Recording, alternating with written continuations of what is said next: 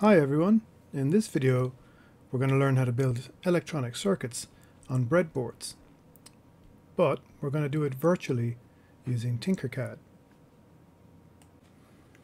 Breadboards can be a really handy tool to help us to prototype and design small electronic circuits. They come in lots of different shapes and sizes, but at first they can be a little bit hard to figure out. In this video we learn how to build a simulation of this circuit here on a virtual breadboard. This particular circuit is designed around a 555 timer and is designed to alternately flash the two different LEDs, a bit like the lights you might see on a toy police car. It consists of a 555 timer chip, 4 resistors, 2 LEDs, 1 capacitor, and it will also need to have a power supply, and in this case we're going to be using a 9-volt battery. When complete, the circuit will look something like this, and it will simulate the action of the 555 timer circuit we looked at on the previous screen. Building this circuit will help you to understand how real breadboards work, and also it will get you up and running with TinkerCAD. So to get started, you'll need to go to www.tinkercad.com and create an account. TinkerCAD is a free online collection of software tools that help people all over the world think, create, and make, and it's provided by Autodesk. This is the TinkerCAD website, and to create an account, you just need to click on the Sign In option here. Once you've created your account and logged in, you'll be brought to the dashboard. And from here, on the left-hand side, if you select Circuits, here you can create a new circuit.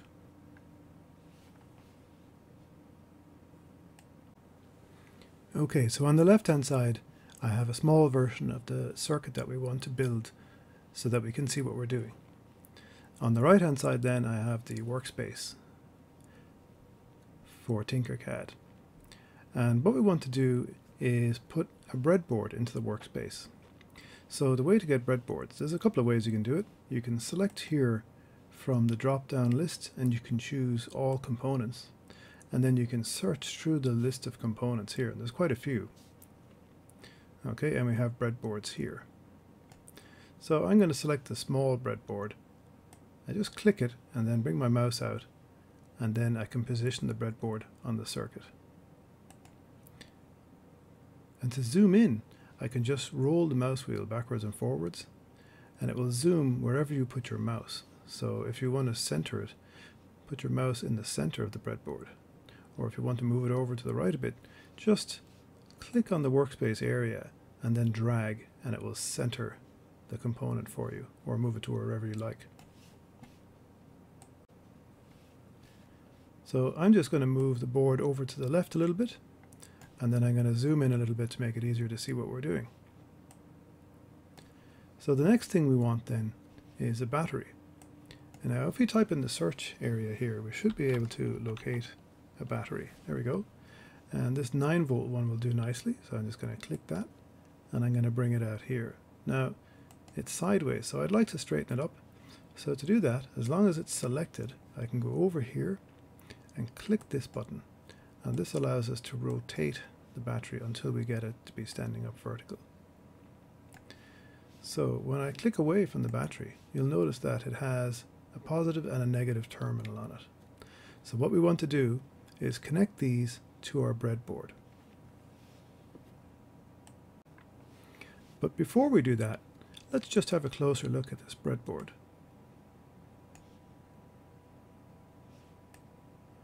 So on the breadboard we have horizontal lines on the top along here, and then we have the same again horizontal lines on the bottom. Now you'll notice that when we move the mouse over these lines, we get a bunch of green circles all along this line, and the same on the line above it. So what these are essentially rails that we can connect our power and ground lines to from our battery, or positive and negative lines to. And these are little holes in the board. And what we can do is we can put the legs of different components into these holes, and then any other device that is connected into this line will also be connected to power or ground. Then in the middle of the board we have this little trench, and this provides a gap between the top part here and this part here. So if we notice, when we move the mouse over these, we get vertical lines instead of horizontal lines. So wherever we see the green circles joined together, that means that there is a conductor underneath these holes which will connect the holes together. So anything that's connected into this hole, for example, will also be connected to anything that would be plugged into this hole. So it'll make more sense as we start building the circuit. You'll notice as well on the left hand side we have row letters A, B, C, D, E, F, G, H, I, J, and then along the top and along the bottom we have column numbers 1, 2, 3, 4, 5 all the way up to 30. So you can reference a particular point by looking at the row name and then the column name. So this would be H4. Okay, so let's start building the circuit then. So I'll just zoom back out a little bit so we can see our battery. And what we want to do is provide the supply voltage and the positive supply voltage and the negative. Okay, so we just click on the positive, and then it'll automatically draw a line wherever we drag our mouse to. So I'm going to drag it to the first hole here in this row. And now it's brought the equivalent of a wire up here. And then I also want to connect the negative to the top one here. So click on the negative and then just drag and connect it in there. And now we've got our two wires providing plus 9 volts and then 0 volts. Now it's a good idea to color your wires, so I'm going to select this one and I'm going to color this red, and this one here I'm going to color black. Okay, so to do that, just click on the wire itself and then you'll see the box with the options coming up and you can select your colors.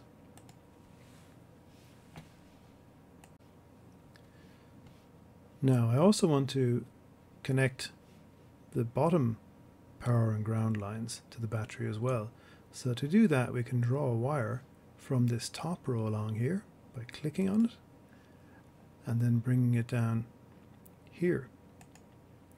And we've now connected the positive line here down to this positive line. And we can also do the same with this negative line here. So we click here and we can bring it to this point. And again, it's a good idea to continue the color coding. So I'm going to click this one, turn it to black. And this one here, I'm going to select if I can. By the way, if this happens, you can just press escape to cancel the last action. So click the line and this one is red. Okay, so now both the top and bottom ones are connected to the battery. So when you have a circuit, often the best thing to do is look at one of the most complicated parts in the circuit, because where you position this will determine where everything else goes.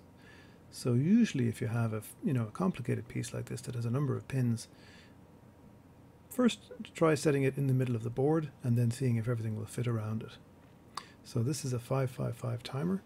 So if we do a search here for 555, here we go. Here's a 555 timer. So I'm going to click that and then move my mouse and just drag it somewhere into the center of this board. Okay, so somewhere about here will do. Now, when you're using an integrated circuit, it's provided in what's known as a dual inline package. And that means there are pins running along one side and then running along the other side. And we don't usually want to get these pins to connect together, so the perfect place to put this chip is right here in the center of the board. These vertical lines will allow us to connect the legs of the chip to other things such as wires or resistors or LEDs and so on. So this leg is connected to all these points, and then this leg is connected to all these points. And because we've put it right over the middle of the board where there's a gap, it means that this leg is not connected to this leg. If we had moved the chip and put it somewhere like this, we would end up connecting both of our legs together on each side of the chip. So we really don't want to do that because that's probably going to short circuit our chip. So if we put it across the gap, it allows us to separate the two sides of the chip. Now another thing is, when we're using an integrated circuit like this, the way to tell which pin is number 1 is to look at the chip and then see. Sometimes you'll have a circle here, and the circle will be right next to pin 1. So in this case, this would be pin 1. But we don't always have that circle on some chips, but usually you will have this. So it's a little semicircular notch cut out of the chip. And this will indicate which end of the chip has pin 1 on it. And usually it will be this one. And then to work out the numbers of the chips, this would be number 1, this is number 2, number 3, number 4, and we're going around anti-clockwise. This will be 5, this will be 6, this will be 7, and this will be 8. Now, if we look at the diagram over here, you can see that the pin numbers are 1, 2, 6, 7, 8, 4, and 3. This doesn't seem to be right, but this is a logical diagram. It's showing us where the connections would be connected to, but it doesn't actually show us the real location of these pins. As we can see, pin 8 might be up here, and pin 1 might be down here, but that doesn't really match up with the way the chip is in reality. But that's fine because this is only a logical diagram. However, in this case, we're building a real circuit, so the pins layout is going to be a little bit different. Okay, so let's zoom back out a little bit. And let's start by putting in one of the first components. So we have on the right hand side here a resistor and an LED. So let's put these into our circuit. But you know what? There's a couple of simpler components we can connect in first. And let's get rid of these ones. They're just wires. So in this case we have pin 1 is connected to ground, and pin 8 and 4 are connected to plus 9 volts. So let's connect them in first. So pin 1 is this one here. So to connect this to ground, right, this is our ground line along here. So anything that is plugged into this will be essentially connected to ground. So all we have to do is place a wire in this point here. We could place it anywhere along here, but if we place it here, it makes it quite simple, and we just draw our wire and connect it to there.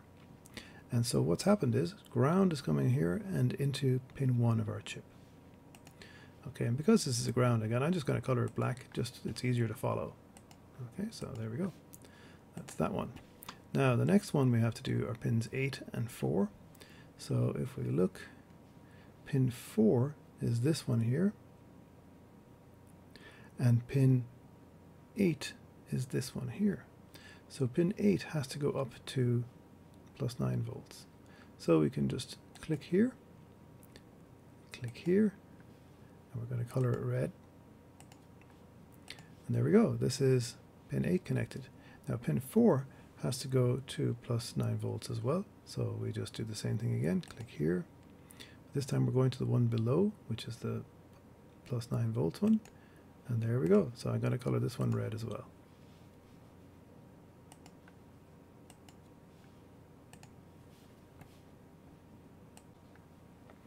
Okay, so let's come back to this resistor and LED here, and this resistor and this LED.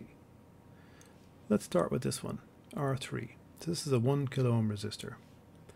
So we'll zoom out a little bit, and then here if we type in resistor, we get a few different types of resistors.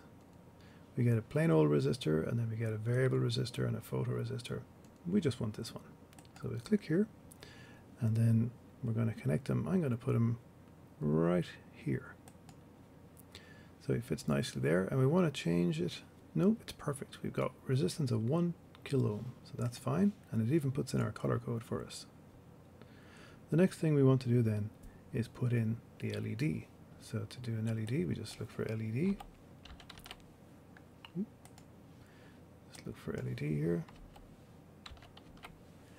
And here we go, there's an LED, so we can drag him out. And I'm just going to plonk him here for a moment. We can arrange where he goes in a second. We also need to have another 1K resistor and another LED. So let's get that LED again, drag one out. We'll put him about here, and then we need another one of those resistors.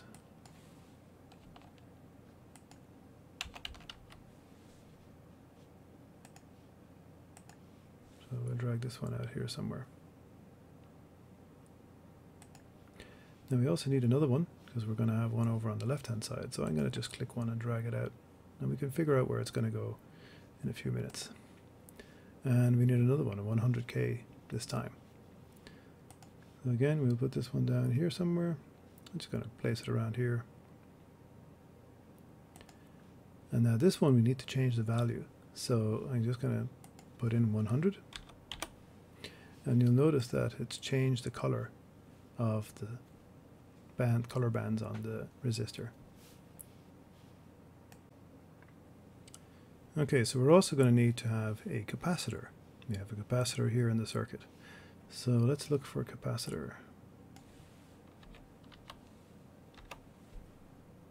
Okay, and under capacitors we have two types. Standard capacitor, and then we have an electrolytic or polarized capacitor. So I'm just going to take the standard one, and I'm going to bring it somewhere over here, because in our circuit it's over on the left hand side. So I'm keeping it simple by keeping the layout of the components similar to the way they are in this diagram. You don't have to do that, but it just makes it a little bit easier sometimes when you're starting out.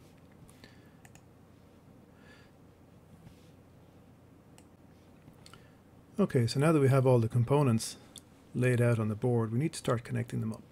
So let's have a look at this LED. So this LED, one end of it is connected to ground. So let's take our LED, and actually let's change the color of it while we're at it. So let's select color, and we'll make it blue. Okay, so here's our LED, and we want one end to connect to ground. So I'm just going to move it over here a little bit. And with the LEDs, if we zoom in close, you'll see that one of the pins is crooked. Okay, and that designates that that is the positive pin. So in order to get this working, what we can do is we can move them over a little bit, and then draw a line from here to here. And then we can move our LED over a little bit. And so now we've connected this resistor into here, and then we've connected to this line. So now all we have to do is connect this to ground, and our resistor is essentially connected up. So let's see. We have our LED is connected to ground. That's what's happening here. And then the positive end of it is connected to the resistor. And then this resistor is connected to the negative end of this LED. So how are we going to connect that up? Well, we can worry about that in a minute. Let's have a look at what's happening with the resistor and LED on the top part of the circuit.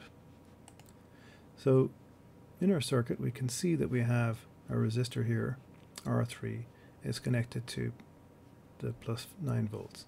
So there it is connected to plus 9 volts.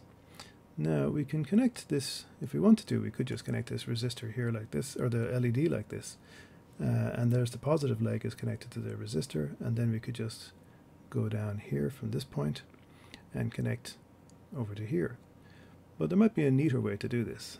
So I'm just going to move this a little bit over to the left, and then I'm going to draw a line from here over to here, and then I'm going to move this guy over like that. So it just makes it a little easier to see the way things are connected. Now if we look at the negative end of this LED, we can see that it's connected into pin 3. But pin 3 is down here. But that's okay, that's not a problem. We can draw a line from here and bring it to here if we like. And then we can connect from here to here.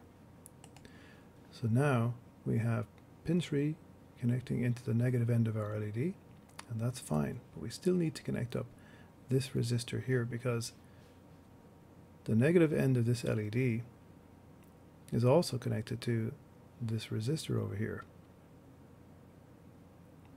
So to do that, we're going to need to bring a connection from where these two wires meet, where pin 3 meets up with the negative lead of the LED.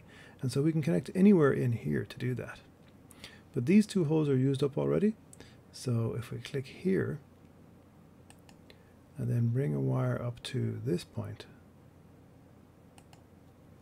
now we should be connected up okay.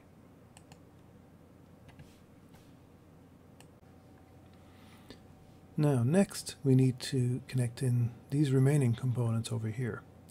So if we look at the circuit, R1 here, which is a 1K resistor, is connected to 9 volts, and it's also connected to pin 7 of the 555. So that's this resistor here. So we can just move it a little bit along, and then we can take a wire from this point and we can bring it over to pin 7. So pin 7 is here, okay, because we have 1, 2, 3, 4, 5, 6, 7.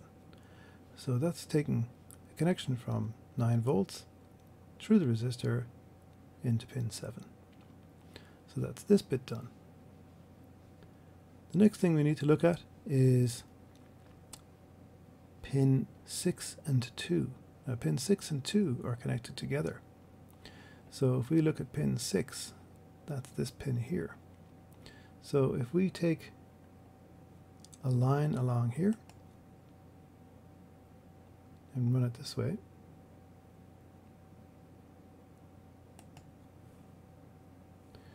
and then we can drop another one down here,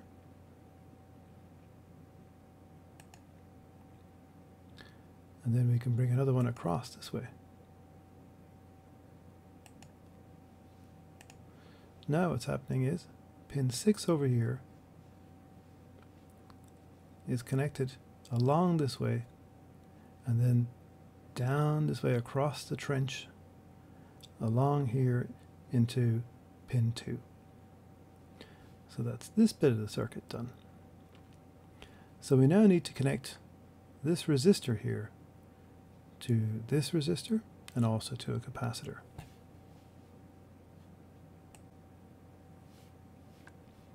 So this resistor here is the 100K, and it needs to be connected to R1 here, this one, and it also needs to be connected to where pin 6 and pin 2 meet up.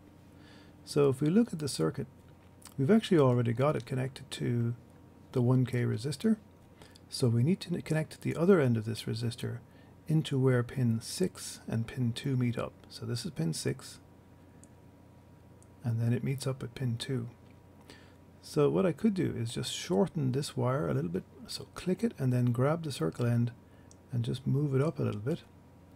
And then what we can do is we can bring a wire from this point, because this is where the end of the resistor is, and click it and bring it and click it here. And what that's done is it's connected it now so that because these 3 wires are on this same vertical strip, they're all connected together.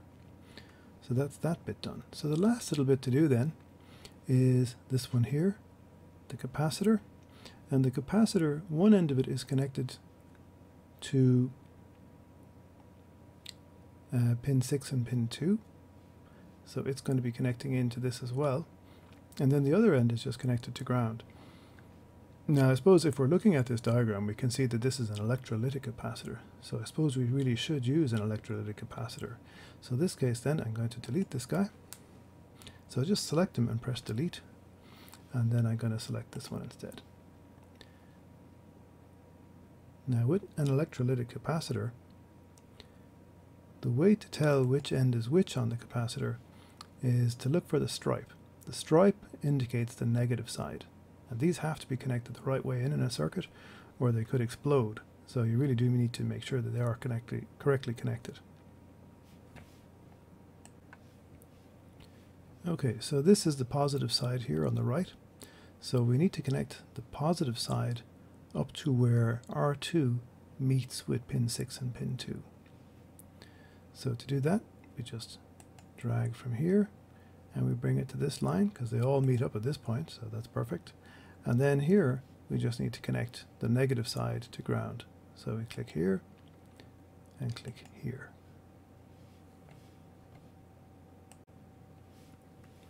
Now we're just about done, but we just need to check something first. We never put in a value for this capacitor. So we need to click the capacitor, and we can see here from the diagram that it's 10 microfarads. So what we can do is click the capacitor. We should get an option to put in the capacitance value. So it currently has 1 microfarad selected, so we can just put in an extra 0 there, and the voltage rating is fine for this, so that's fine. We'll just click away from it again. Now we need to check, will the circuit work? So let's start the simulation. And this is the cool thing about this TinkerCAD package, is that it will actually simulate a working circuit. So what this 555 timer does is it generates an output pulse, and what will happen is, depending on whether the pulse is positive or negative, it will either turn on one LED or the other. So for this LED to turn on, we have to be outputting a 0 here, or low voltage, or ground essentially. And then for the other LED to turn on, we'd have to be outputting a high. So let's see what happens when we click on Start Simulation. And there we go. The two LEDs are flashing, but flashing alternately. And if we wanted to speed up the flashing rate, what we can do is stop the simulation, because you can't change anything on your circuit while the simulation is running. And then we can just change the value in this capacitor. So even if we change it to 5 microfarads, what we should find is that it will start to flash a little bit faster because it takes less time to charge up this capacitor.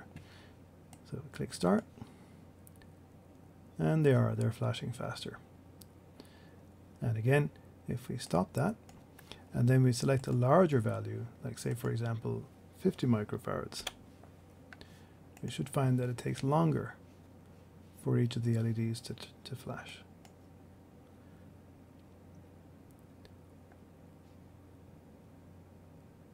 And you can see there's quite a noticeable difference there in how long it takes. But essentially, the circuit is working perfectly. And now we've learned about using 555s, and we've also learned about how to use breadboard. So this is a great package. You should give it a try.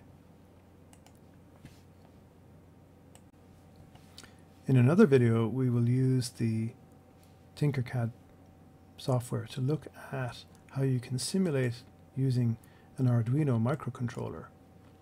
These are fantastic little boards that you can use for all kinds of projects, including robotics.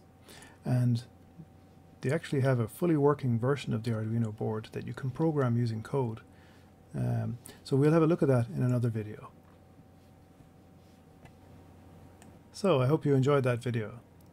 The link again for TinkerCAD is www.tinkercad.com, and the software is provided by Autodesk. If you liked the video, maybe you might hit the like button or even subscribe to the channel. Thank you for watching.